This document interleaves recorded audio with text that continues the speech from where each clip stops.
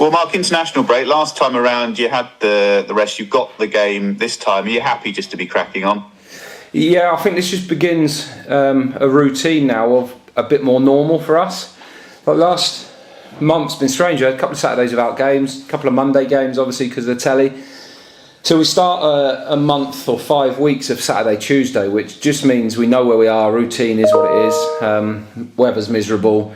Chucking down with rain, working out where we train, everyone's stuck in traffic. So yeah, happy days, winter's here, and that means the hustle and bustle of the season is well underway. So we've got some big games coming up, and the relentless schedule will be good for us, I think.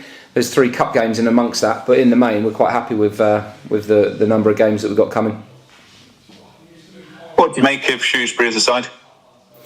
I think they've had a lot of change in the summer. Lost a few good players and a few senior ones. Obviously, a change of manager, having been set under Steve Cottrell for quite a long time. So Matt's come in. There's not a huge amount of change in the way in which they play, but there's a few changes to the squad. They've got 1 or 2 unavailable this weekend, but I think always with Shrewsbury, always got some attacking threats like Ryan Bowman, Dan Udo, really attacking quality players for them, and defensively really well structured and well set. And difficult to break down. So we know that there'll be some real similarities in the game to previously when we play them. We'll have to be excellent with the ball, create tempo at the right times, be creative when we get to the top third, but be robust and energetic and aggressive to defend against their threats in a direct style.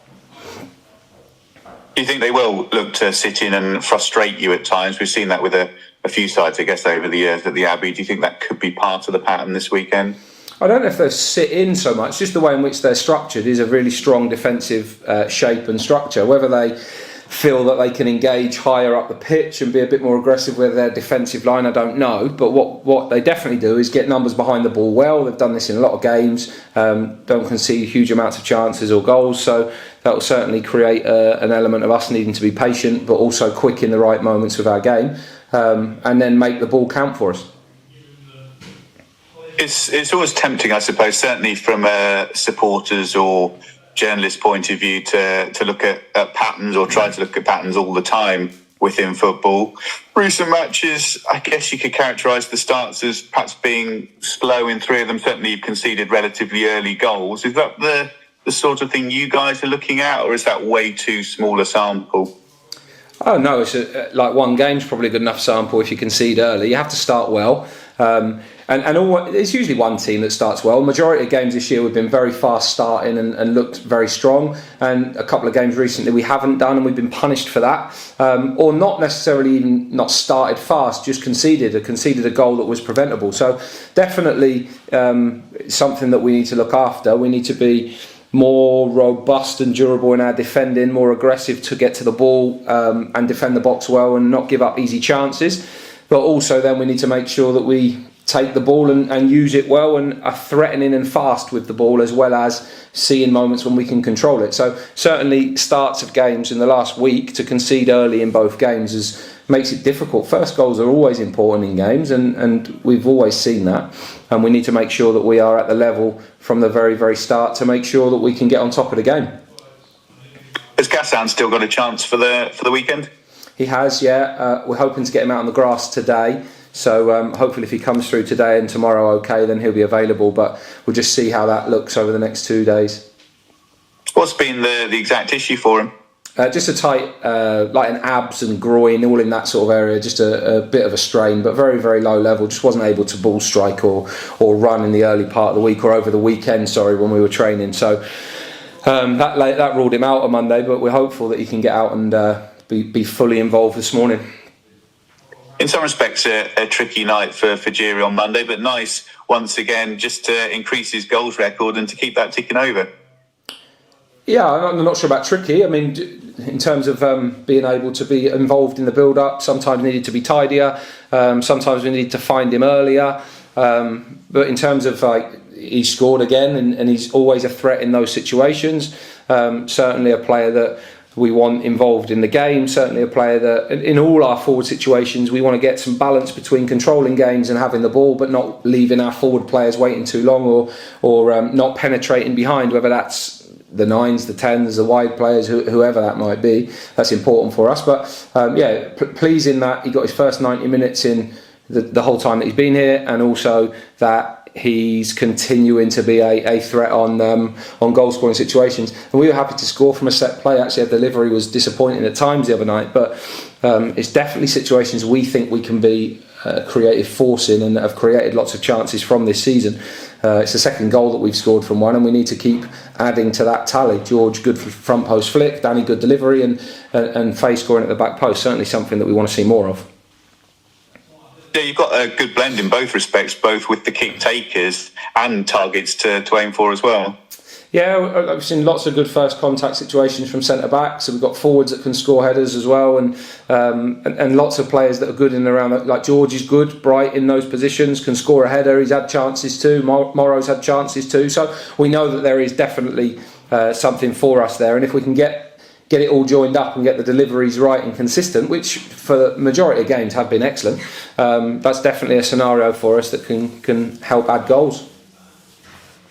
With Adam May, is he ready to start a league fixture now? You've got the trophy game, of course, coming up next week, but having had the sub appearances, presumably he's getting fairly close.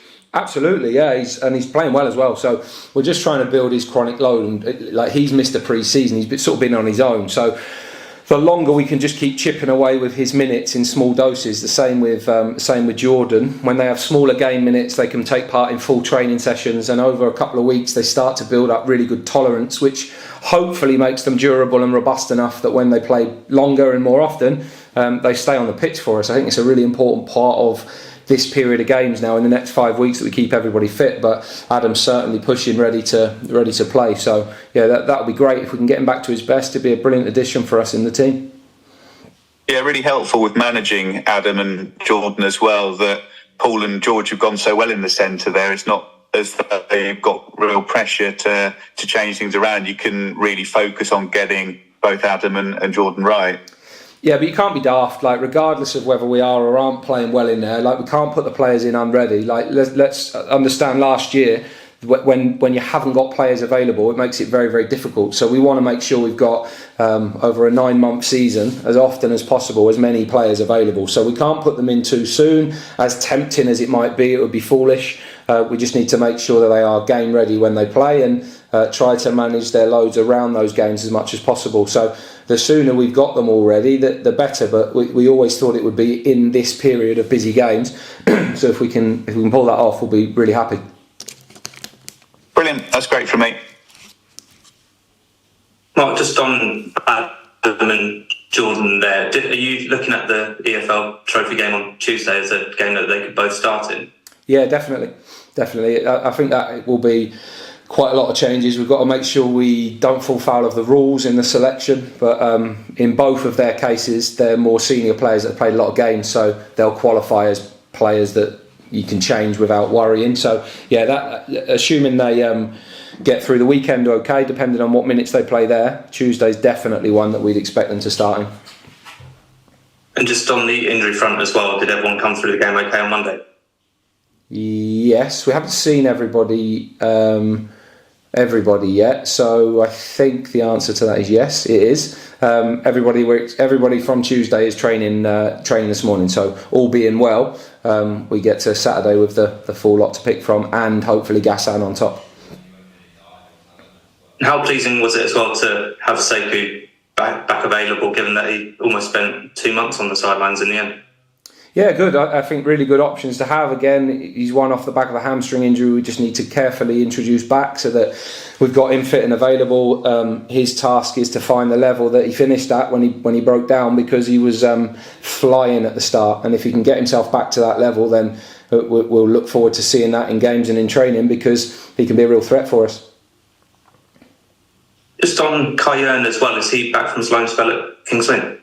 He is, yeah. Kings Lynn have obviously had a change of manager and quite a big squad. So, as is always the way with loans, seems like a good idea at the time.